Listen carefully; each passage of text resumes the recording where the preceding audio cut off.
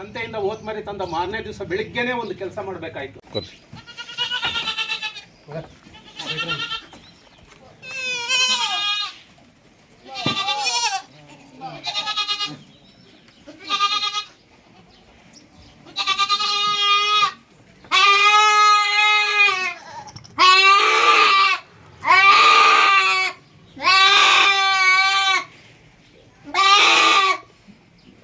ರಾತ್ರಿ ಎಲ್ಲ ಗಲಾಟೆ ಅಂತಿದ್ದಲ್ಲ, ನೋಡು ಗಲಾಟೆ ಅಣಗಿಸ್ತಾ ಇದ್ದೀವಿ ಈಗ ಯಾವನ ಓದವು.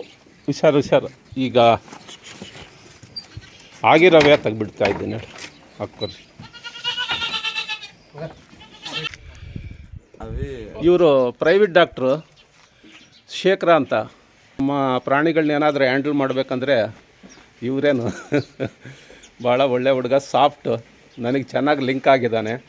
ಈಗ ಇಲ್ಲಿ ಸ್ವಲ್ಪ ಕಸಿ ಮಾಡುವಂತಹ ಒಂದು ಈ ಎಕ್ವಿಪ್ಮೆಂಟ್ ಇದೆಯಲ್ಲ, ಇದನ್ನು ಸ್ವಲ್ಪ ಪರಿಚಯ ಮಾಡಿಕೊಡ್ತೀರಾ? ಕ್ಯಾಸ್ಟ್ರೇಷನ್ ಮಿಷನ್ ಅಂತ ಇದು. ಏನು ಕ್ಯಾಸ್ಟ್ರೇಷನ್ ಮಿಷನ್? ಏನು ಇದು ಇಂಡಿಯಾ ಮೇಡಾ ಅಥವಾ ಮೇಡ್ ಇನ್ ಇಂಡಿಯಾ? ರೇಟ್ ಎಷ್ಟಾಗ್ಬೋದು ಇದು? ಹೊರಗಡೆ ಅಂದರೆ ಒಂದು 5-6 ಸಾವಿರ ಬೀಳುತ್ತೆ ಅಷ್ಟೇ. ಅಷ್ಟೇನಾ? ಹಂಗಾದರೆ ನಾನೇ ಒಂದು ತಂದಿಟ್ಕೋಬೋದು. ಪದೇ ನಿನಗೆ ರಿಸ್ಕ್ ಕೊಡೋ ಬದಲು 5-6 ಸಾವಿರ ಅಂದರೆ ನಾನೇ. ಲಾಸ್ಟ್ ಟೈಮು ನಿಮ್ಮ ಡಾಕ್ಟ್ರು ಬಂದಿದ್ರಲ್ಲ, ಗೌರ್ಮೆಂಟ್ ಡಾಕ್ಟ್ರು, ಆಗ ಏನು ಹೇಳಿದ್ರು ಅಂದರೆ ಯಾವುದಾದ್ರು ಬೇರೆ ತಂದಿದ್ದರು, ಮೇಡ್ ಇನ್ ಜರ್ಮನಿ, ಇದು ತುಂಬ ಕಾಸ್ಟ್ಲಿ, 20-30 ಅಂತಂದು ನಾನು ಎದುರಿಸ್ಬಿಟ್ರು. 5-6 ಆಗೋಂಗಿದ್ರೆ ನಾನೇ ತಂದಿಟ್ಕೊಳ್ತೀನಿ. ಅಷ್ಟೇನಾ ಇದು? ಅಷ್ಟೇ.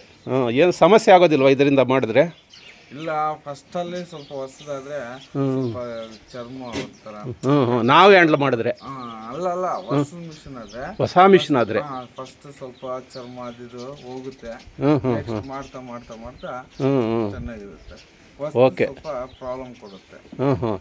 ಈಗ ಈಗ ರೈತರು ಏನು ಮಾಡ್ತಾರೆ ಅಂತಂದರೆ, ಈ ಕಲ್ಲು ಮೇಲೆ ಆ ಬೀಜನ ಇಟ್ಬಿಟ್ಟು ಒಡೆಯೋದು ಅಥವಾ ಕಟಿಂಗ್ ಪ್ಲೇಯರ್ನೆಲ್ಲ ಬಹಳ ಹಿಂಸೆ ಮಾಡ್ತಾರೆ. ಇಷ್ಟು ಹೆಚ್ಚು ಕಮ್ಮಿ ನರಕ ಅಲ್ಲೇ ಸೃಷ್ಟಿ ಆಗುತ್ತೆ.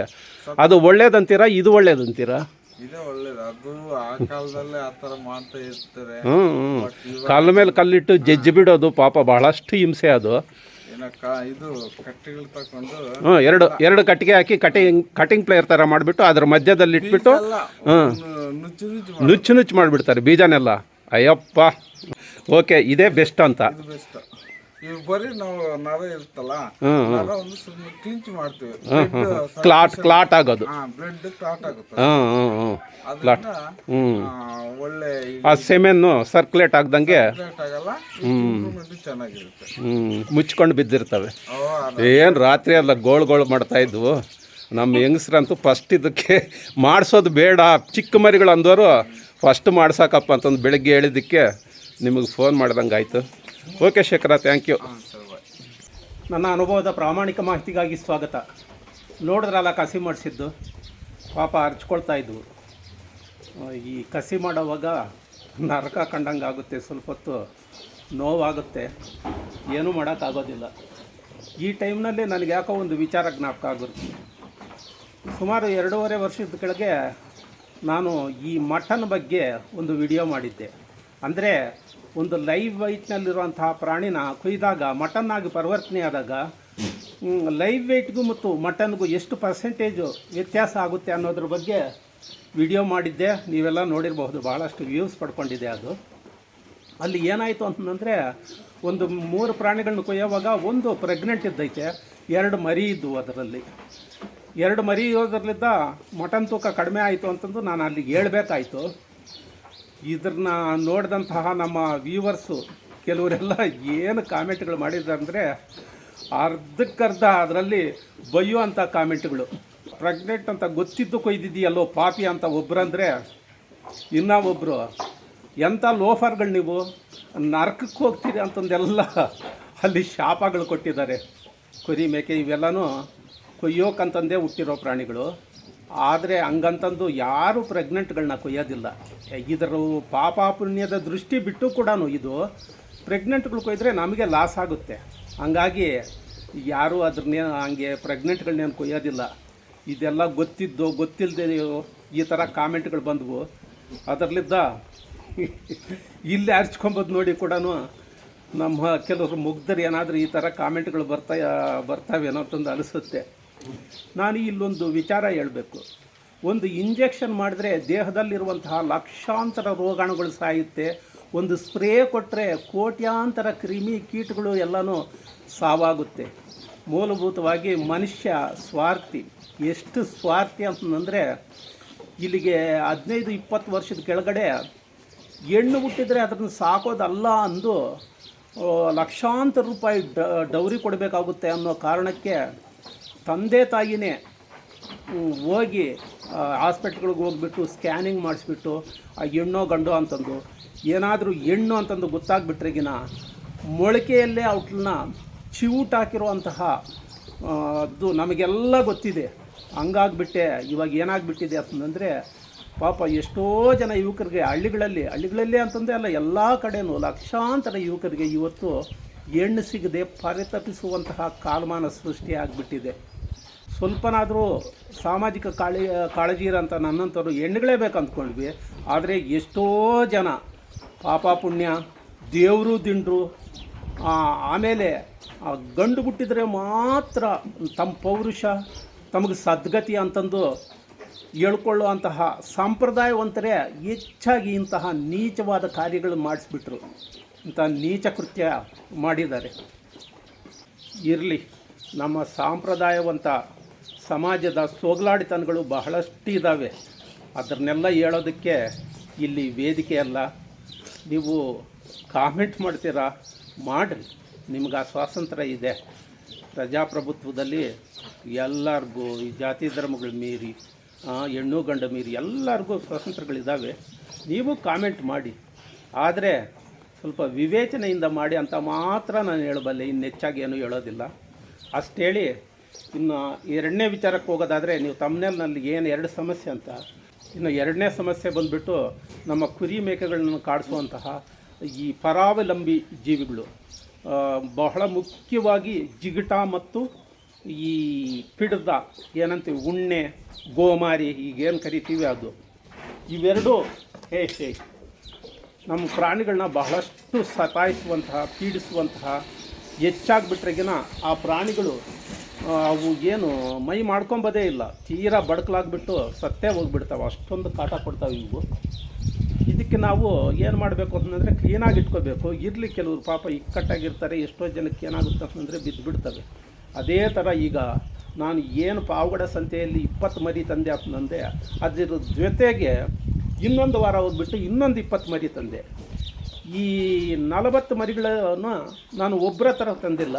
ರೈತರು ಒಂದು 5, 6, 4, 7, 8 ಹಿಂಗೆಲ್ಲ ಇಟ್ಕೊಂಡಿರ್ತಾರೆ. ಅವ್ರ ಹತ್ರ ಎಲ್ಲ ಕಲೆಕ್ಟ್ ಮಾಡ್ಕೊಬಂದಿರೋವು. ಕೆಲವ್ರ ಹತ್ರ ಏನಾಗ್ಬಿಟ್ಟಿದೆ ಅಂತಂದರೆ ಅದು ಆ ಕಸಿ ಮಾಡೋವಾಗ ನೋಡಿಬಿಟ್ಟು ಆ ಹುಡುಗನೇ ಹೇಳ್ದ, ಕಸಿ ಮಾಡೋ ಹುಡುಗನೇ ಏನು ವಿಚಿತ್ರವಾಗಿ ಮೇಲೆಲ್ಲ ಈ ಜಿಗಟಗಳು ಓಡಾಡ್ತಿದ್ದಾವೆ. ಪಿಡ್ದಾನ ಆದರೂ ಹೆಂಗೋ ಕಂಟ್ರೋಲ್ ಮಾಡ್ಬೋದು, ಈ ಜಿಗಟಾನ ಕಂಟ್ರೋಲ್ ಮಾಡೋದು ಬಹಳ ಕಷ್ಟ. ಜೊತೆಗೆ ಪಿಡ್ದಕ್ಕಿಂತ ಕಾಟ ಕೊಡೋವಂದರೆ ಈ ಜಿಗಟಗಳು. ಇವೇನಾದರೂ ಬಿದ್ದರೆ, ಸ್ವಲ್ಪ ಬಿದ್ದರೂ ಕೂಡ ಅವು ಕಚ್ಚಿ ಚುರುಕ್ ಅಂತ ಇದ್ದರೆ ಆ ಕಿರಿಕಿರಿಗೆ ಈ ಪ್ರಾಣಿಗಳು ಮೇವು ಕೂಡ ಮೇಯ್ದಂಗೆ ಎಗರಾಡ್ತಾ ಇರ್ತವೆ. ಆ ಮೇವು ಮೇಯ್ದಿದ್ದು ಕೂಡ ಮೈಗೆ ಹತ್ತೋದಿಲ್ಲ. ಅಷ್ಟೊಂದು ಕಾಟ ಈ ಜಿಗಟಾಗಳದ್ದು. ಇದಕ್ಕೆ ನಾವಿನ್ನು ಏನು ಬೇರೆ ಮಾರ್ಗ ಇಲ್ಲದೆ ಏನಾದರೂ ಸ್ಪ್ರೇ ಕೊಡಬೇಕಾಗುತ್ತೆ, ಈ ಔಷಧಿಗಳು, ಕೀಟನಾಶಕಗಳು. ಆದರೆ ಈಗ ಯಾವುದೇ ಕೀಟನಾಶಕ, ಕ್ರಿಮಿನಾಶಕ ಇವೇನಿದ್ದಾವೆ ಇವು ಕ್ರಿಮಿನಾಶಕಗಳು ಯಾವುದು ಕೆಲಸ ಮಾಡ್ತಾಯಿಲ್ಲ ಅಂತಂದೇ ಹೇಳ್ಬೋದು. ಒಂದೊಂದು ಸತಿ ಬೇಜಾರು ಬಂದು ನಾನು ಒಂದು 5-6 ಹಾಕಿ ಹೊಡೆದಿದ್ದೀನಿ. ಯಾಕಂದರೆ ಈ ಅನುಭವ ನನಗಿದೆ. ಆದರೂ ಕೂಡ ಕಂಟ್ರೋಲ್ ಆಗೋದಿಲ್ಲ. ಬಿದ್ದಂಗೆ ಬಿದ್ದುಬಿಟ್ಟು ಮತ್ತೆ ಎದ್ದು ಬರ್ತವೆ. ಅಟ್ಟಿಯಲ್ಲಿ ಬಿದ್ದರೆ ಮತ್ತೆ ನಮ್ಮ ಪ್ರಾಣಿಗಳಿಗೆ ಬರ್ತವೆ, ಹೊರಗಡೆ ಎಲ್ಲಾದರೂ ಬಿದ್ದರೆ ಇನ್ನೊಂದು ಬೇರೆ ಪ್ರಾಣಿಗಳಿಗೆ ಹೋಗ್ತವೆ. ಅಷ್ಟು ಮಂಡವು ಕೆಳಕ್ಕೆ ಬಿದ್ದರೂ ಕೂಡ ಸುಮ್ಮನೆ ಒದ್ದಾಡ್ತಾ ಇದ್ದು ನಿಧಾನವಾಗಿ ಎದ್ದು ಬಂದುಬಿಟ್ಟು ಮತ್ತೆ ಪ್ರಾಣಿಗಳಿಗೆ ಒಕ್ಕರಿಸ್ಕೊಳ್ತವೆ. ಹಿಂಗಾಗಿಬಿಟ್ಟು ಹಲವಾರು ಔಷಧಿಗಳು ಬೇಜಾರು ಬಂದುಬಿಟ್ಟು ಅಪ್ಲೈ ಮಾಡಿದಾಗಲೂ ಕೂಡ ನಾವು ಅಷ್ಟೊಂದು ಎಫೆಕ್ಟಿವ್ ಕೆಲಸ ಮಾಡಲಿಲ್ಲ. ಒಂದೊಂದು ಸತಿ ಏನು ಮಾಡಿದ್ದೀವಿ ಅಂತಂದರೆ, ಇಲ್ಲಿ ದೃಶ್ಯಾವಳಿಯಲ್ಲಿ ತೋರಿಸ್ತೀನಿ ನೋಡಿ, ನಮ್ಮ ಅಟ್ಟಿಯಲ್ಲೆಲ್ಲ ಹುಲ್ಲಾಸಿಬಿಟ್ಟು ಅದಕ್ಕೆ ಬೆಂಕಿ ಹಚ್ಚಿಬಿಟ್ಟಿದ್ವಿ. ಇದೊಂದು ಡೇಂಜರ್ ಪ್ರೋಸೆಸ್ಸು. ಇದು ಒಳ್ಳೆಯದಲ್ಲ. ಯಾಕೆಂತಂದರೆ ಏನಾದರೂ ಮೇಲೆ ಇದಾವೆ ನೋಡಿ, ಹಂಗೇನಾದರೂ ಇದ್ದು ಅಟ್ಟಿನೇ ಭಸ್ಮ ಆಗುವಂಥ ಚಾನ್ಸ್ ಇರುತ್ತೆ. ನೀವು ಹುಷಾರಾಗಿದ್ದರೆ ಮಾಡಿರಿ, ಇಲ್ದಿದ್ರೆ ಈ ಥರ ಮಾಡೋಕ್ಕೆ ಹೋಗಬೇಡಿ. ಏನು ಮಾಡ್ತೀಯ, ಕೀಟಗಳು ಇವು ಪರಾವಲಂಬಿ ಜೀವಿಗಳ ಕಾಟ ಜಾಸ್ತಿ ಆಗಿ ಅವ್ರಿಗೆ ತೊಂದರೆ ಕೊಡ್ತಾ ಇರೋವಾಗ ನಾವು ಹಿಂಗೆಲ್ಲ ಮಾಡಬೇಕಾಗಿರುತ್ತೆ. ಒಂದು ಕಾಲದಲ್ಲಿ ನೋವಾನ್ ಅಂತ ಬರ್ತಾಯಿತ್ತು ಔಷಧಿ, ನಿಮಗೆ ಅದರ ಇಮೇಜ್ ಬೇಕಾದರೆ ತೋರಿಸ್ತೀನಿ ನೋಡಿ, ಭಾಳ ಚೆನ್ನಾಗಿ ಕಂಟ್ರೋಲ್ ಆಗ್ತಿತ್ತು. ಆದರೆ ಅದನ್ನು ಬ್ಯಾನ್ ಮಾಡಿಬಿಟ್ರು. ಈ ತಜ್ಞರು ಇವರು ಏನು ಇವ್ರ ತಲೆಗಳಲ್ಲಿರುತ್ತೋ ಅಥವಾ ಎಲ್ಲ ಭ್ರಷ್ಟಾಚಾರದಂತೆ ಇಲ್ಲಿನೂ ನಡೆಯುತ್ತೋ ಗೊತ್ತಿಲ್ಲಾಗಲಿ, ಇದನ್ನು ಯಾಕೆ ಬ್ಯಾನ್ ಮಾಡಿದ್ರೋ ಗೊತ್ತಿಲ್ಲ. ಅದು ಅಷ್ಟೊಂದು ಪವರ್ಫುಲ್ ಅಂತಂದು ಅನ್ನೋಂಗೆ ಆದರೆ ಅದನ್ನು ಪವರ್ನ ಕಡಿಮೆ ಮಾಡ್ಬೋದಾಗಿತ್ತಾಗಲಿ. ಕೆಲಸಕ್ಕೆ ಬರ್ತಿದ್ದವು ನೂರಾರು ಇದ್ದರೂ ಕೂಡ ಅವು ಕೆಲಸ ಮಾಡ್ತಿಲ್ಲ ಅಂತಂದರೆ ಎಷ್ಟಿದ್ದು ಏನು ಪ್ರಯೋಜನ? ನೀವು ಇಲ್ಲಿ ನೋಡ್ತಾ ಇದ್ದೀರಲ್ವ, ಇದ್ಯಾವುದು ಬ್ಯೂಟೆಕ್ಸ್. ಎಷ್ಟೋ ಜನ ನಮ್ಮ ಕುರಿ ಮೇಕೆ ಅವರೆಲ್ಲ ಇದನ್ನು ಹೆಚ್ಚಾಗಿ ಬಳಸ್ತಾರೆ. ಇದು ಎಷ್ಟು ಮಾತ್ರ ಎಫೆಕ್ಟಿವ್ ಆಗಿ ಕೆಲಸ ಮಾಡುತ್ತೆ ಅಂತಂದರೆ ವೇಸ್ಟ್ ಅಂತಂದೇ ಹೇಳ್ಬೋದು. ಸುಮ್ಮನೆ ದುಬಾರಿ ರೇಟ್ ಇಟ್ಟು ತಂದು ಅಪ್ಲೈ ಮಾಡ್ತೀವಿ, ಇದರಿಂದ ಏನೂ ಪ್ರಯೋಜನ ಆಗ್ತಾಯಿಲ್ಲ. ಕೆಳಗೆ ಬಿದ್ದು ಮತ್ತೆ ಹಂಗೆ ಎದ್ದು ಬಂತವೆ, ನಾನು ಆಗಲೇ ಹೇಳ್ದಾಗೆ.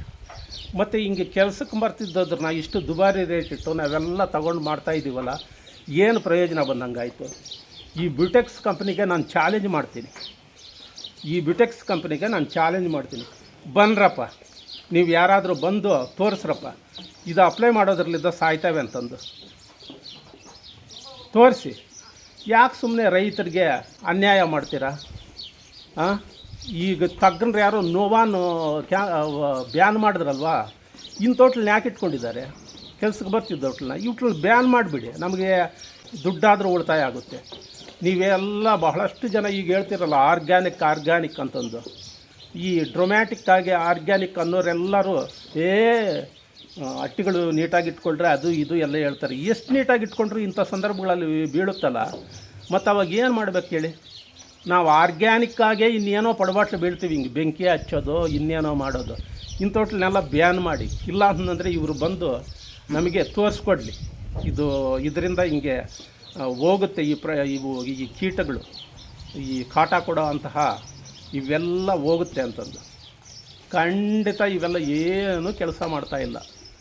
ಅದರಲ್ಲಿದ್ದ ಇನ್ನು ನಮ್ಮದೇನಾದರೂ ಒಂದು ಐಡಿಯಾಗಳು ಮಾಡ್ಕೋಬೇಕಲ್ಲ, ಹಂಗಾಗ್ಬಿಟ್ಟು ಇನ್ನೊಂದು ಯಾವುದ್ರೂ ಎಲ್ಲ ಹಾಕ್ಬಿಟ್ಟು ನಾನು ಇಲ್ಲಿ ನೀವು ನೋಡ್ತಾ ಇದ್ದೀರಲ್ವ ಈ ವಿಡಿಯೋದಲ್ಲಿ ಸ್ವಲ್ಪ ಬಿಸಿಲಿಗೆ ಎಲ್ಲಟ್ಲನ್ನ ಬಿಟ್ಟು, ಅದು ಸಿಮೆಂಟ್ ನೆಲದ ಮೇಲೆ ಇದು ಜಾಲರಿ ಸುತ್ತಿಬಿಟ್ಟು ಎಲ್ಲ ಒಂದು ಕಡೆ ಕೂಡಾಕ್ಬಿಟ್ಟು ಇದಿಷ್ಟು ಯಾವ ಕೆಲವು ಔಷಧಿಗಳನ್ನ ಹಾಕ್ಕೊಂಡು ಸ್ವಲ್ಪ ಸ್ಪ್ರೇ ಮಾಡಿದಾಗ ಏನಾಗುತ್ತೆ ಅಂತಂದರೆ, ನಾನು ಆಗಲೇ ಹೇಳ್ದಾಗೆ ಅವು ಕೆಳಗಡೆಗೆ ಬೀಳ್ತವೆ, ಬಿದ್ದು ಮತ್ತೆ ಇದು ಬರ್ತವೆ.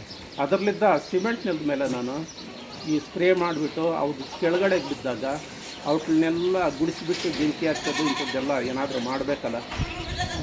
ಅದಕ್ಕೆ ನೀವು ಕೂಡ ಅಷ್ಟೇ ಈ ಔಷಧಿಗಳನ್ನೆಲ್ಲ ವೇಸ್ಟ್ ಅನಿಸುತ್ತೆ. ಹಂಗೇನಾದರೂ ಕೆಲಸ ಮಾಡೋದಿದ್ದರೆ ನನಗೊಂದು ಹೇಳಿ. ಈಗಾಗಲೇ ನಾನು ಇಂಥದ್ದೊಂದು ವಿಡಿಯೋ ಮಾಡಿದ್ದೆ, ಇಲ್ಲಿ ಇನ್ನೂ ವಿಶೇಷವಾಗಿ ಹೇಳಬೇಕು ಅಂತಂದು ಈ ವಿಡಿಯೋ ಮಾಡ್ದಂಗಾಯಿತು. ನೀವು ಸಹ ಈ ಥರ ಮಾಡಿಬಿಟ್ರೆ ಇದ್ದಿದ್ದರಲ್ಲಿ ಸ್ವಲ್ಪ ಕಂಟ್ರೋಲ್ ಮಾಡ್ಕೋಬೋದು.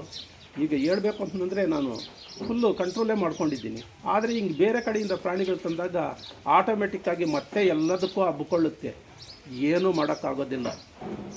ಸಾಧ್ಯವಾದಷ್ಟು ಈ ಥರ ಏನಾದರೂ ಐಡಿಯಾ ಮಾಡಿಕೊಂಡು ತಿರ್ಗಿ ಆಮೇಲೆ ಬೇಸಿಗೆಯಲ್ಲಿ ಸ್ವಲ್ಪ ಕಂಟ್ರೋಲ್ ಮಾಡ್ಬೋದು. ಬೇಸಿಗೆಯಲ್ಲಿ ಪೂರಾ ಇಲ್ದಂಗೆ ಮಾಡ್ಕೊಂಡು ಬಿಟ್ಟರೆ ಮಳೆಗಾಲದಲ್ಲಿ ಆಮೇಲೆ ಚಳಿಗಾಲದಲ್ಲಿ ಥಂಡಿ ಇರುವಂಥ ಸಮಯದಲ್ಲಿ ಅಷ್ಟೊಂದು ಸತಾಯಿಸೋದಿಲ್ಲ ಇವು. ಅದರಲ್ಲಿದ್ದ ಬೇಸಿಗೆಯಲ್ಲೇ ನೀಟಾಗಿ ಮಾಡಿಕೊಳ್ಳಿ.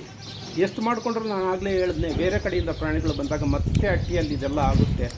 ಅದರಲ್ಲಿದ್ದ ಏನಾದರೂ ಇದಕ್ಕೆ ಪರಿಹಾರ ಆಗುವಂಥದ್ದು, ಒಳ್ಳೆ ಎಫೆಕ್ಟಿವ್ ಕೆಲಸ ಮಾಡೋವಂಥದ್ದು ಯಾರಿಗಾದ್ರೂ ಗೊತ್ತಿದ್ದರೆ ಸ್ವಲ್ಪ ಕಾಮೆಂಟ್ಗಳಲ್ಲಿ ತಿಳಿಸಿ ಅಂತ ಹೇಳ್ತಾ, ಇದೊಂದು ಪ್ರಯೋಜನಕಾರಿ ವಿಡಿಯೋ ಅಂತಂದು ಅನಿಸುತ್ತೆ. ನಿಮಗೆ ಅನಿಸಿದರೆ ಲೈಕ್ಗಳು ಮಾಡಿ, ಹೆಚ್ಚು ಜನಕ್ಕೆ ತಲುಪುವಂತೆ ಮಾಡಿ ಅಂತಂದು ಹೇಳ್ತಾ ನಮಸ್ಕಾರ.